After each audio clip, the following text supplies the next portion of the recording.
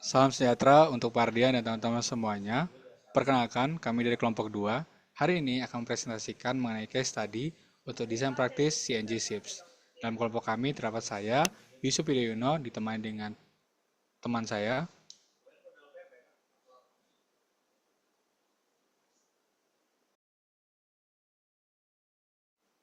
Ada Sulaiman Benarsi, ada Nela Zara Labibah, dan juga ada Muhammad Farel.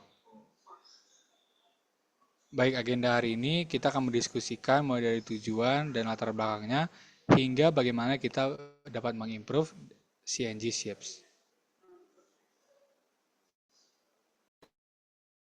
Oke, sekarang sebelum mempelajari dan mencari tahu lebih lanjut mengenai CNG, kita timbul sebuah pertanyaan di benak kita semua, yaitu seberapa urgentkah atau seberapa pentingkah transisi menuju gas dalam teknologi transportnya. Jadi, CNG atau bagian dari gas yang ditransportasi merupakan bentuk implementasi untuk mengakselerasi perkembangan industri energi untuk menuju net zero emission tahun 2060. Untuk saat ini, Indonesia masih dihadapi oleh energi trilema yang meliputi critical dependency, di mana transportasi dan sektor industri masih terlalu bergantung besar pada bahan bakar fosil dan produksi minyak terus meningkat, tapi di sisi lain produksi juga terus menurun. Kemudian ada fiscal burden, di mana ada kenaikan harga di bahan bakar. Dan terakhir ada untapped potential, di mana Indonesia memiliki banyak cadangan gas alam, namun secara realita dan penerapannya masih kurang bisa dioptimasi dan diutilisasi. Dan menurut kami, CNG Project ini merupakan sebuah kesempatan yang cukup besar di Indonesia, namun perkembangannya sendiri masih cukup terhambat oleh adanya kekurangan infrastruktur refueling atau pengisian ulang dan biaya konversi yang cukup tinggi. Dan di era transisi energi yang sekarang ini juga, CNG masih kalah uh, trennya jika dibandingkan dengan electrical vehicles atau EV.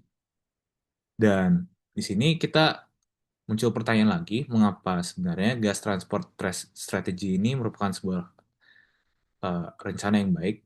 Ya, meskipun industri EV itu merupakan salah satu industri yang bagus dan mengakselerasi uh, realisasi terhadap net zero emission 2060, uh, infrastruktur untuk EV sendiri juga masih bisa dibilang kurang memadai di luar kota-kota besar, diikuti juga oleh harga EV yang relatif masih cukup mahal, supply chain baterai yang masih kurang optimal, dan electricity grid-nya di Indonesia rata-rata masih sebagian besar didominasi oleh fossil fuel atau bahan bakar fosil, di mana sekitar 80% dari total electricity atau listrik di Indonesia dipasok dari coal atau batu bara.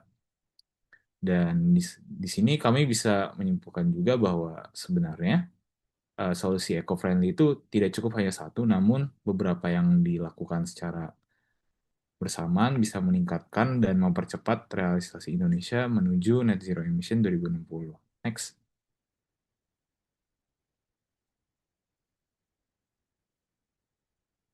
Oke, sekarang kita perlu diving atau menyelam terhadap dasar-dasar penelitian dan data-data yang kita bisa dapatkan. Tapi sebelum itu kita perlu tahu juga sebenarnya CNG itu apa? Apa sih? Dan mungkin apa bedanya CNG dengan gas-gas lain yang mungkin kita sering dengar.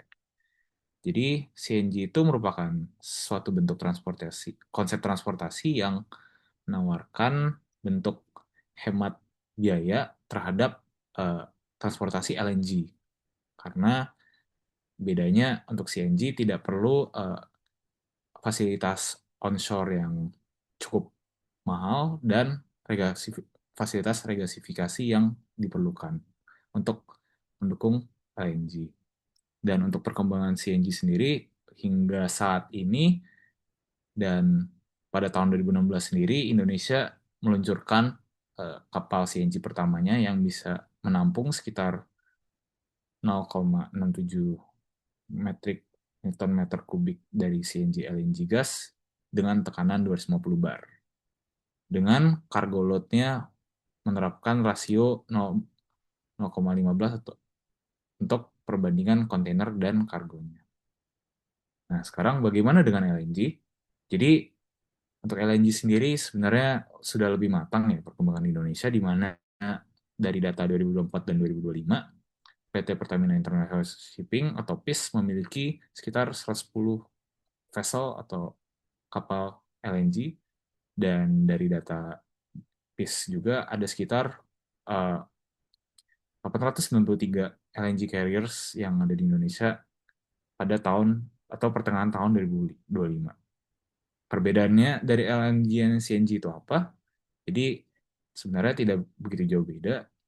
Untuk LNG sendiri merupakan sebuah gas yang dilikuifaksi pada suhu kriogenik sehingga ada pengurangan volume yang cukup signifikan sehingga uh, cocok untuk transportasi jarak jauh. Sementara di sisi lain CNG itu lebih uh, merupakan bentuk gas yang dikompresi tanpa adanya perlu proses-proses pendinginan secara kriogenik sehingga lebih cocok untuk jarak pendek dan hingga menengah.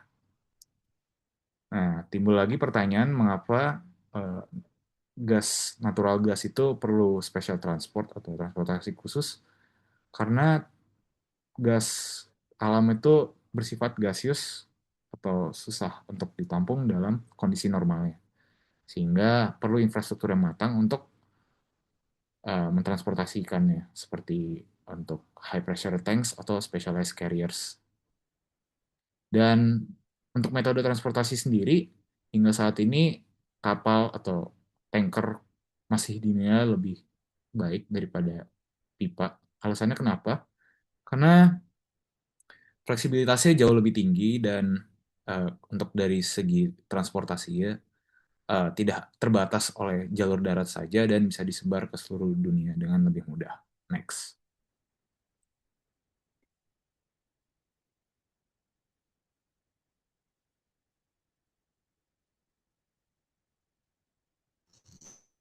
Baik, selanjutnya mari kita lihat bagaimana CNG dan profilnya dibandingkan dengan LNG sebagai transportasi energi lainnya. Nah, penelitian kami menemukan bahwa CNG itu dapat meningkatkan densitas energi gas hingga lebih dari 400 kali menggunakan sistem penyimpanan dengan tekanan yang tinggi. Akan tapi kita perlu menjawab pertanyaan yang lebih mendalam terlebih dahulu. Mengapa kita memerlukan CNG? Nah, pada dasarnya densitas energi dari natural gas pada kondisi yang ambient itu sangat rendah atau sekitar 0,095 juta kilokalori per meter kubik. Nah, dengan menggunakan metode CNG, kita dapat meningkatkan densitas energi tersebut menjadi 2,76 hingga 4,4 juta kilokalori per meter kubik. Sehingga kita dapat mendapatkan energi yang lebih banyak dengan volume yang lebih sedikit. Nah, selanjutnya CNG dalam bentuk shipping itu juga menyatukan bagaimana kita teknologi bertekanan yang dimasukkan dalam penyimpanan gas di dalam kapal.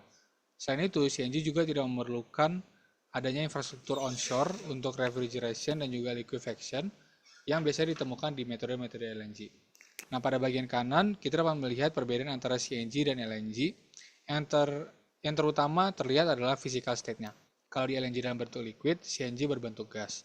Selain itu juga untuk operating temperature, CNG itu umumnya berada di suhu yang sedikit lebih tinggi dibandingkan LNG yang berada pada cryogenik. Untuk pressure-nya, CNG bekerja pada high pressure, sementara untuk LNG itu pada ambient pressure. Nah, untuk compression factor atau seberapa banyak volume yang bisa berkurang dari gas yang ditampung, LNG itu sekitar 600 kali, sementara CNG sekitar 250 hingga 400 kali. Nah, untuk densitas energinya, mereka kurang lebih mirip.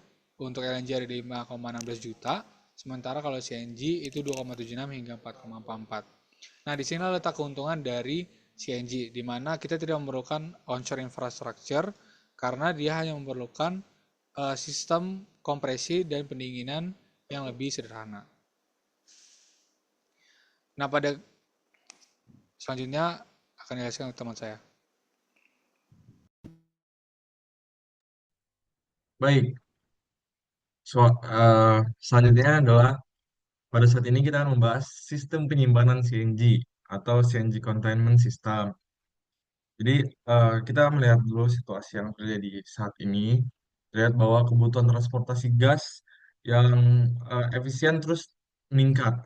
Saya sendiri membutuhkan sistem penyimpanan yang dengan karakteristik bertekanan tinggi, lalu juga desain storage eh, yang menentukan aspek biaya, keamanan, serta skalabilitas. Namun, tidak ada satu sistem yang benar-benar optimal, karena selalu ada trade-off antara berat, kapasitas, dan juga biaya. Selanjutnya, terdapat beberapa teknologi utama dalam penyimpanan CNG. Untuk skala besar, digunakan sistem berbasis marine, bulk atau marine, seperti eh, dari Votrans, Roadsen PNG, dan juga Cosel. Memiliki kapasitas tinggi dan cocok untuk bertransportasi jarak jauh. Sedangkan untuk skala lebih fleksibel, digunakan sistem berbasis silinder. Mungkin tidak terlihat dalam gambar, yaitu seperti steel atau composite silinder. Kalau kita lihat ke complication-nya, terdapat tantangan utama pada biaya investasi yang tinggi untuk sistem bulk, serta trade-off antara berat dan juga efisiensi, di mana steel lebih berat, sementara komposit lebih mahal. Selain itu, masing-masing sistem juga memiliki keterbatasan aplikasi, eh, tergantung situasi juga. Dari key comparison-nya, kita dapat lihat dari tabel bahwa sistem bulk lebih unggul dalam kapasitas besar, sedangkan silinder lebih fleksibel untuk didistribusikan. Kesimpulannya adalah pemilihan teknologi harus disesuaikan dengan kebutuhan, dengan mempertimbangkan keseimbangan antara biaya, skala, dan efisiensi operasional. Next.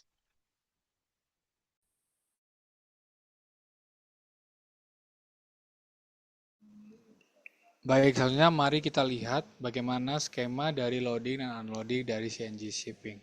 Nah, pada bagian atas kita dapat melihat loading plan-nya dari storage terminal atau dari natural gas sumbernya penyimpanannya itu masuk ke dalam kompresor di mana tekanannya dinaikkan hingga 250 bar. Nah, setelah itu gas tersebut akan didinginkan dan setelah itu dimasukkan ke dalam pressure vessel atau dalam hal ini adalah CNG shipping.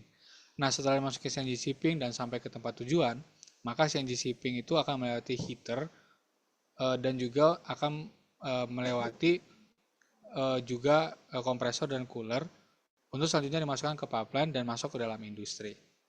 Nah, kita dapat mengetahui kondisi penyimpanan CNG dalam kapal, yaitu typically pressure-nya berada di 200 hingga 250 bar. Nah, ada teknologi terbaru yang dipresentasikan oleh teman saya viral tadi, yaitu Votrans Concept, yang dapat menggunakan tekanan lebih rendah sekitar 90 hingga 130 bar, dan dengan cara mengkombinasikannya dengan sistem pendinginan. Nah, untuk temperature-nya, eh, biasanya menggunakan ambient temperature, seperti pada konsep Knudsen dan juga Cosel.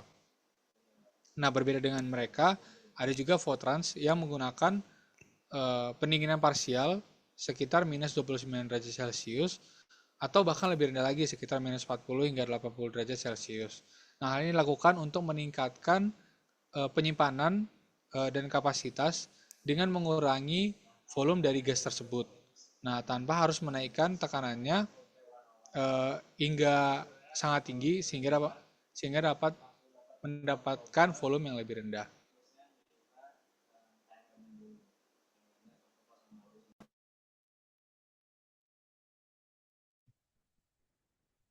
Oke, selanjutnya saya akan membahas gimana sih CNG itu diproses.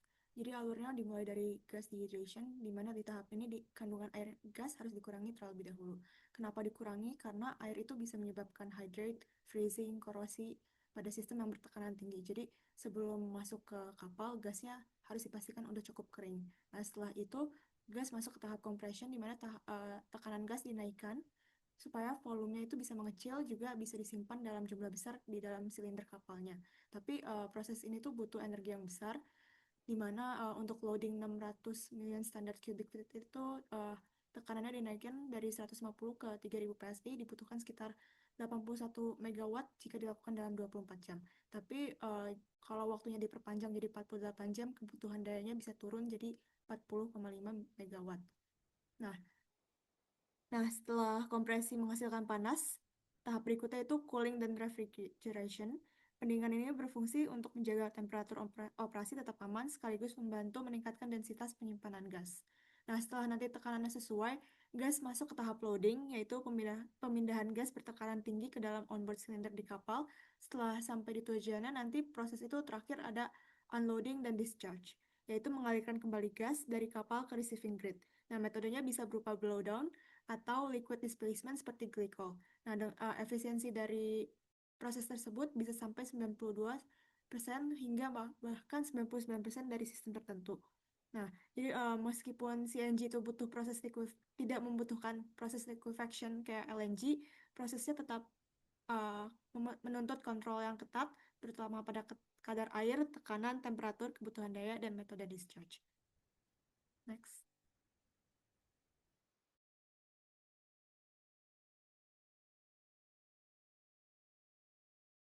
Oke, sekarang bagaimana aspek chemical engineering atau teknik kimia itu ada dalam transportasi gas bumi. Dan ternyata konsep chemical engineering itu cukup erat di dunia transportasi gas bumi. Yang pertama adalah dalam hydrate formation atau build-up prevention, di mana terdapat gas-gas hidrat seperti ice yang berbentuk seperti es atau ice-like crystals, di mana dia terbentuk ketika molekul gas berinteraksi dengan air dalam kondisi suhu rendah dan tekanan tinggi.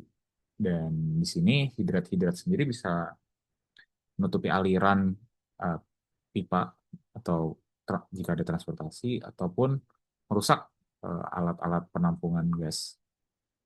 Oleh karena itu perlu adanya proses dehidrasi gas dan semacam. Kemudian yang kedua ada juga korosi dan beberapa kendalanya di transportasi gas dan proses distribusi, di mana korosi sendiri itu merupakan sebuah tantangan operasional dalam transportasi gas, apalagi ketika kandungan CO2 atau H2S itu hadir dalam campuran gas. Sehingga langkah-langkah mitigasi paling utamanya adalah dengan mengaplikasikan internal coating atau menggunakan logam tahan korosi. Yang ketiga, berdasarkan komposisi gas, gas itu bisa dibagi juga menjadi lean gas dan rich gas. Mana natural gas atau gas alam pada umumnya itu berpengaruh juga kepada kemampuan untuk gas tersebut diolah dan seberapa efisien proses transportasinya. Di mana gas-gas kaya atau rich gas memiliki kandungan hidrokarbon seperti etana, propana, dan butan yang lebih tinggi sehingga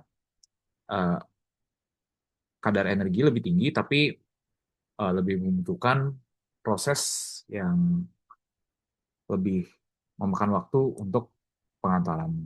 Dan yang terakhir ada juga untuk dalam penerapan karena penerapan teknologi cryogenik, maka ada yang namanya Joule-Thomson cooling dalam proses pressure drop, di mana natural gas yang diproduksi ini dikurangi tekanannya secara cepat melalui valve atau regulator, dan gas ini mengalami namanya Joule-Thomson effect, di mana untuk beberapa rumus-rumus dan satuannya ini ada koefisien Joule-Thomson, kemudian ini adalah rumus untuk menghitung temperature drop dengan mempertimbangkan pressure drop, dan ketika nilai Joule-Thomson-nya lebih dari 0 atau koefisien Joule-Thomson-nya lebih dari 0 atau kurang dari 0, ada sifat-sifatnya juga, di mana kalau lebih dari 0 dia terjadi proses cooling selama ekspansi, sementara kalau kurang dari 0 dia terjadi pemanasan selama proses ekspansi gasnya. Next.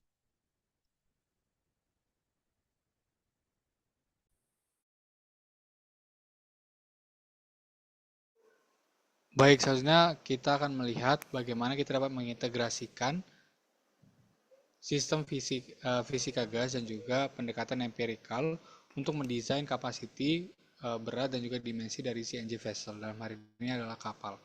Nah, pertama mari kita lihat pressure and volume relationship. Nah, pada dasarnya ketika kita menekan gas pada tekanan 200 hingga 250 bar, volumenya itu akan turun sekitar 200 hingga 400 kali dari awalnya. Nah, akan tetapi hubungannya itu pada dasarnya tidak nonlinear. Nah, contohnya pada peningkatan 20% dari pressure, misalnya dari 3000 hingga 3600, itu hanya mengurangi volume penyimpanan yang dibutuhkan sekitar 6%, sehingga dapat dinyatakan bahwa hubungannya itu tidak linear. Selanjutnya adalah compression factor. Nah, ini compression factor adalah perbandingan antara volume storage awal dengan volume standar dari natural gas tersebut. Nah, dan faktor ini sangat sensitif terhadap temperatur. Seperti yang kita tahu, densitas itu adalah fungsi dari temperatur. Nah, selanjutnya adalah real gas behavior. Nah, pada tahap ini kita membutuhkan sistem atau model kalkulasi spesial yang sangat penting untuk mengestimasi temperature dan juga efek dari kompresi pada tekanan tinggi untuk kita dapat memastikan bahwa kita mencapai kebutuhan ukuran vessel yang dibutuhkan. Nah, selanjutnya yang keempat adalah storage volume calculation. Nah, kita dapat menghitung ini berdasarkan dengan berapa standar volume gas yang kita inginkan untuk ditransportasikan. Contoh, kita ingin mentransportasikan sekitar 300 mmscf dari gas pada tekanan 3600 PSI dan juga suhu sekitar 20 derajat Celcius. Nah, maka kita membutuhkan volume dari tank. Kita akan melihat salah satu model estimasi untuk ukuran kapal. Nah, dapat kita ketahui ada hubungan yang linear antara ukuran dari kapal dan juga berapa banyak gas yang dapat dibawa. Nah, pertama kita dapat melakukan pendekatan regresi pada kapasitasnya untuk mengukur berapa volume yang dapat ditampung. Selanjutnya kita dapat menggunakan juga regresi untuk menentukan dimensi yang paling efektif dalam membuat ukuran dari kapal tersebut. Nah, kita juga pada dasarnya perlu untuk mempertimbangkan berat. Mengapa? Karena CNG ships pada dasarnya itu sangat berat, terutama pada volume yang besar. Akan tetapi pada kapal yang berukuran kecil juga, dia itu dapat melebihi 100.000 ton. Karena itu dalam segi pressure vessel, CNG ship adalah salah satu sistem penyimpanan yang paling berat yang pernah dibuat.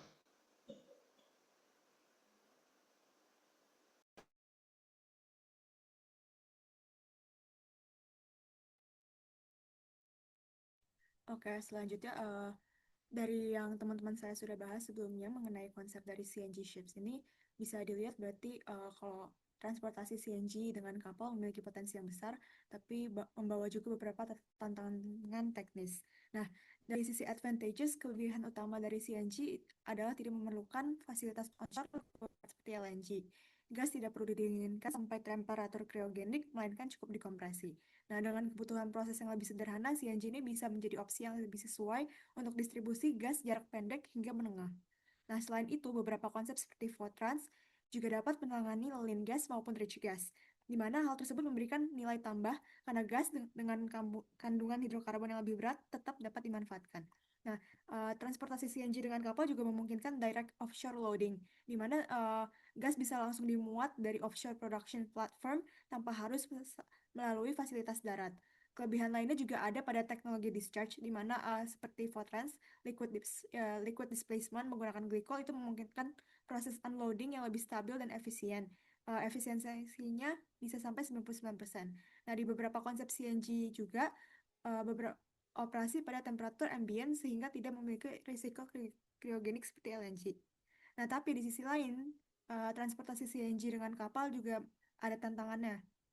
Yang pertama ada penyimpanan gas pada tekanan tinggi itu bisa buat containment sistemnya dibutuhkan menjadi sangat berat. Untuk kapasitas besar, berat kapal bisa menjadi sangat ekstrim juga, di mana dampaknya desain kapal jadi lebih besar lagi. Selanjutnya itu berat tersebut juga menimbulkan tantangan pada docking loads, karena tidak semua dry dock mampu menahan beban kapal sebesar itu.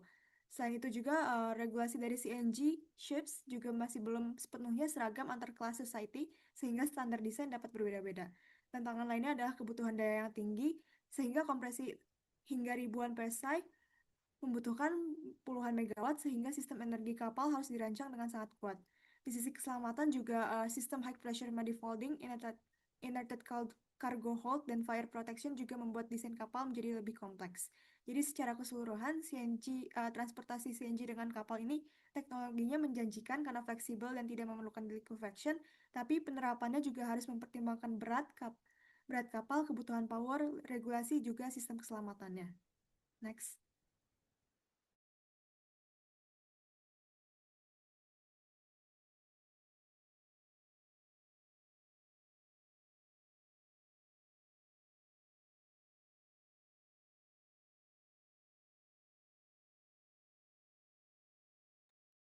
Oke, selanjutnya pada slide terakhir ini kita akan membahas tentang improvement ideas dan juga kesimpulan dari analisis CNG Containment System. Jadi ke depan, pengembangan sistem CNG itu perlu difokuskan pada peningkatan efisiensi, keamanan, dan juga kesiapan teknologi ya. CNG sendiri itu memiliki potensi sangat besar sebagai solusi transportasi gas yang fleksibel dan scalable, namun masih terdapat beberapa keterbatasan yang perlu dioptimalkan. Beberapa aspek improvementnya, contohnya mungkin pertama, penggunaan material komposit yang lebih ringan untuk mengurangi berat tanpa mengorbankan kekuatan. Kedua, juga ada penerapan sistem keamanan yang lebih canggih, seperti sensor real time untuk mendeteksi tekanan temperatur dan kebocoran. Lalu ketiga, ada optimasi desain kapal. Jadi agar kapasitas penyimpanan itu lebih besar, lebih banyak, dan lebih efisien, maka perlu ditingkatkan juga. Selain itu, diperlukan juga optimalisasi sistem secara keseluruhan untuk menekan kehilangan energi dan biaya operasional.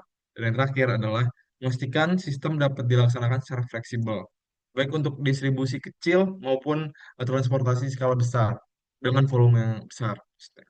Jadi, sebagai kesimpulan, pada presentasi kali ini, setiap teknologi CNG itu memiliki trade-off masing-masing.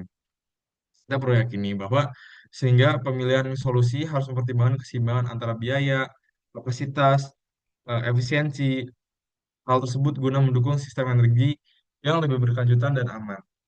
Sekian, mungkin next.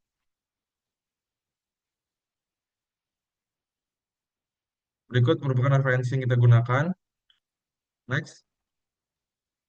Eh, Sekian presentasi dari kelompok kami. Terima kasih.